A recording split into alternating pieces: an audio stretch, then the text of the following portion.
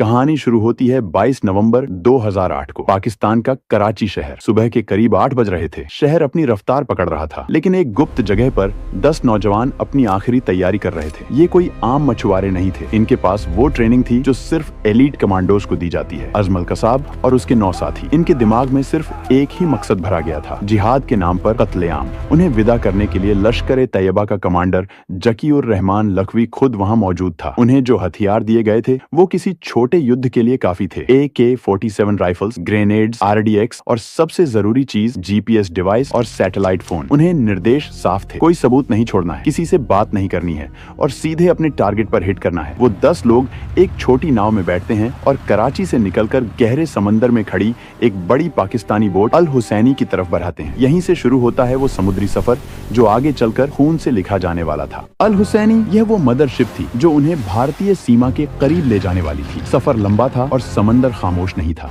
जैसे जैसे वो कराची से दूर होते गए, लहरें ऊंची होती गईं। कसाब ने अपने कबूलनामे में बाद में बताया था कि उनमें से कई आतंकवादियों को समंदर की आदत नहीं थी। वो उल्टियां कर रहे थे, बीमार पड़ रहे थे, लेकिन उनका इरादा नहीं डगमगाया। ये सफर सिर्फ दूरी तय करने का नहीं था, ये सफर था चकमा देने का। भारतीय कोस्ट गार्ड और नेवी अरब सागर में हमेशा गश्त पर रहते हैं। अगर एक पाकिस्तानी बोट भारतीय सीमा में घुसने की कोशिश करती तो वो रडार पर आ जाती और शायद वहीं उड़ा दी जाती। लश्कर के आकाओं को यह पता था, इसलिए उनके पास एक प्लान बी था। एक ऐसा प्लान जो क्रूर भी था और शातिर भी। उन्हें एक ऐसी बोट की तलाश थी जो भारतीय हो, जिस पर भारतीय झंडा लगा हो, ताकि वो किसी की नजर में आए बिना मुंबई के तट तक पहुंच सके। 23 नवंबर भारतीय सीमा के अंदर एक भारतीय मछुआरे की नाव जिसका नाम था कुबेर। इसमें 5 भारतीय मछुआरे थे और उनके कप्तान थे अमर सिंह सोलंकी। वो बेखबर थे कि मौत उनकी तरफ बढ़ रही है। शाम के धुंधलके में अल हुसैनी ने कुबेर को देखा। आतंकवादियों ने मदद मांगने के बहाने या जबरदस्ती कुबेर को रोका और पलक झपकते ही उन 10 हथियारबंद आतंकवादियों ने कुबेर पर कब्जा कर लिया। अब समंदर के बीचों बीच एक खौफनाक खेल शुरू हुआ। 4 मछुआरों को तुरंत एक दूसरी बोट पर शिफ्ट किया गया और बाद में कत्ल कर दिया गया। उनकी लाशें समंदर में फेंक दी गईं ताकि कोई सबूत न मिले, लेकिन कप्तान अमर सिंह सोलंकी को उन्होंने जिंदा रखा। क्यों?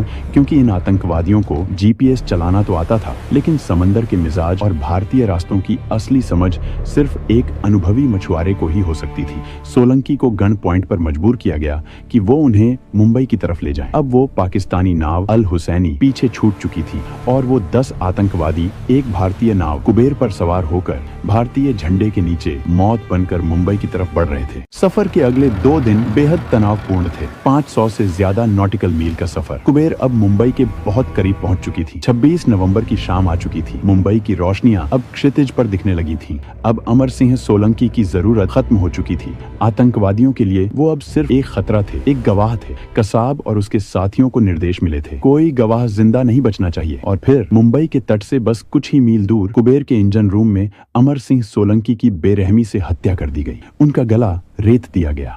एक बेगुनाह नाविक जिसने अनजाने में मौत को अपनी नाव पर पनाह दी थी, वो अपनी ही नाव पर शहीद हो गया। उसकी लाश को वहीं छोड़कर वो 10 आतंकवादी अपनी इन्फ्लेटेबल रबर डिंगी में सवार हो गए। कुबेर अब एक भटकती हुई लाश बन चुकी थी और वो रबर की नाव मौत लेकर कोलाबा की तरफ बढ़ रही थी। रात के करीब 8:30 बज रहे थे। जगह थी बधवार पार्क, कोलाबा। ये मछुआरों की एक बस्ती है। यहाँ सुरक्षा उतनी कड़ी नहीं थी जितनी होनी चाहिए थी। रबर की वो काली नाव किनारे से टकराती है। उसमें से 10 लड़के उतरते हैं। उनके कंधों पर भारी बैग थे जिनमें ग्रेनेड्स और गोला बारूद भरा था। वो कॉलेज के छात्रों जैसे दिख रहे थे। कपड़े एकदम नए, चेहरे पर एक अजीब सी शांति। वहाँ मौजूद कुछ स्थानीय मछुआरों ने उन्हें देखा। एक महिला ने तो उनसे पूछा भी, तुम कौन हो, यहाँ क्या कर रहे हो? जवाब मिला, हटो यहाँ से, तुम्हें इससे कोई मतलब नहीं होना चाहिए। वो लहजा, वो आत्मविश्वास, वो खतरे की घंटी थी। लेकिन तब तक बहुत देर हो चुकी थी। वहाँ से वो अलग अलग टोलियों में बंट गए। कुछ ने टैक्सी ली, कुछ पैदल निकले। कसाब और इस्माइल खान ने CST स्टेशन का रास्ता पकड़ा। वो शहर में घुल मिल गए, बिल्कुल आम लोगों की तरह।